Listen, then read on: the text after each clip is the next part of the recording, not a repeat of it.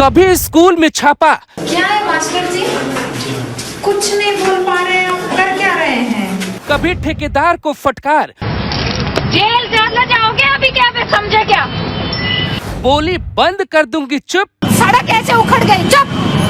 अखिलेश की सबसे खास आईएएस बी चंद्रकला का योगी सरकार में क्या हालचाल है? यूपी के कई अधिकारी पिछले कई सालों से चर्चा में नहीं है। ना उनकी फोटो आती है, ना उनकी कोई खबर मिलती है, न ही उनका पुराना अंदाज दिखाई देता है। योगी आदित्यनाथ की सरकार पिछले 7 साल से काम कर रही है। पिछले 7 सालों में कई दबंग आईएएस और कई सिंघम आईपीएस मानो कहीं खोस गए।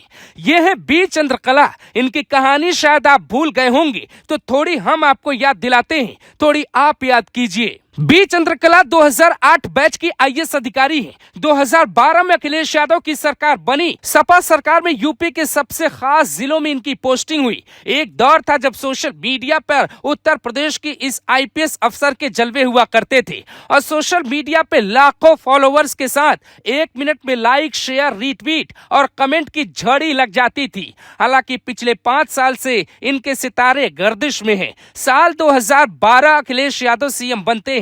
यूपी का जिला हमीरपुर, जो खनन की जमीन कही जाती है, उसी जिले में बी चंद्रकला को हमीरपुर का डीएम बनाकर भेजा गया। 2012 से 2014 तक वो जिले के डीएम बनी रही। खनन बहुल इलाका था तो मीडिया की नजर भी हमीरपुर की तरफ पड़ती रही। जून 2014 में देश के हालात बदल चुके थे। सत्ता में नरेंद्र मोदी आ चुके थे। अखिलेश यादव के लिए संकट के रास्ते खुल चुके थे।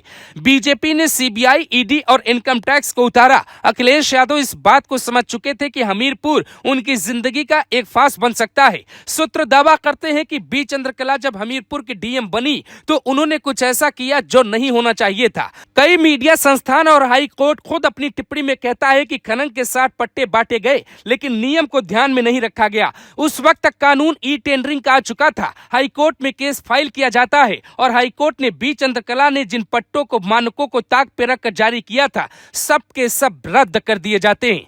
तभी कोर्ट ने मसले को सीबीआई के हाथों में सौंप दिया। अखिलेश यादव के राज में बी चंद्रकला डीएम बनी रही। आज बी चंद्रकला न तो मीडिया से मिलती हैं, न ही किसी तरह से सोशल मीडिया पर एक्टिव रहती हैं। लेकिन कहानी यहीं खत्म नहीं होती है। जैसे ही अखिलेश यादव की सरकार गई और योगी सीएम बने, वैसे ही बी चंद्रकला ने केंद्र की तरफ रुख कर लिया। हालांकि 1 साल बाद उन्हें यूपी लौटकर आना पड़ा, लेकिन उन्हें कोई विशेष विभाग या किसी जिले का डीएम नहीं बनाया गया। सवाल यह है कि डीएम दबंग थी, सिंघम थी, हिम्मती थी, उनको योगी ने क्यों साइड किया? कोई दुश्मनी है या कोई कहानी? जरा वो भी समझिए। यहाँ दुश्मनी से ज्यादा ये समझना होगा कि बी चंद्रकला के घर पे सीबीआई ने छापा मारा था। खनन एक ऐसा क्षेत्र है जहां बहुत बड़ा खेल होता है। 2019 चुनाव से पहले सीबीआई ने जब बी चंद्रकला के घर छापा मारा तो वो भी हैरान रह गई। ऐसा कहा जाता है कि अधिकारी ठीक वैसे ही होते हैं जैसे क्रिकेट में अंपायर के फैसले पर कोई सवाल बहुत उठा नहीं सकता है।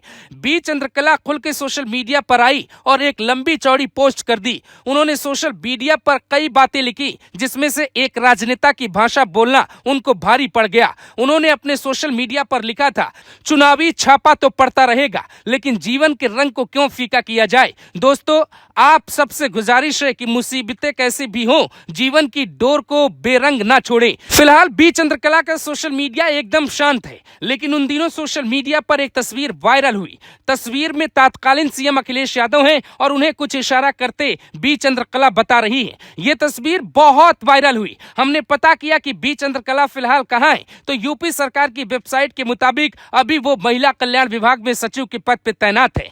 ऐसा कहा जाता है कि उन्हें योगी सरकार में कोई खास पोस्टिंग नहीं मिलने वाली है, लेकिन अखिलेश यादव की सरकार लौटी तो बी चंद्रकला की नई जिंदगी भी लौट आएगी। बी चंद्रकला जिन 10 प्रसिद्ध लोगों को सोशल मीडिया पे फॉलो करती थी, उनमें योगी का नाम नहीं था। तब आप अंदाजा लगा लीजिए ये दुश्मनी की कहानी है या फिर सरकार बदलने का बदला।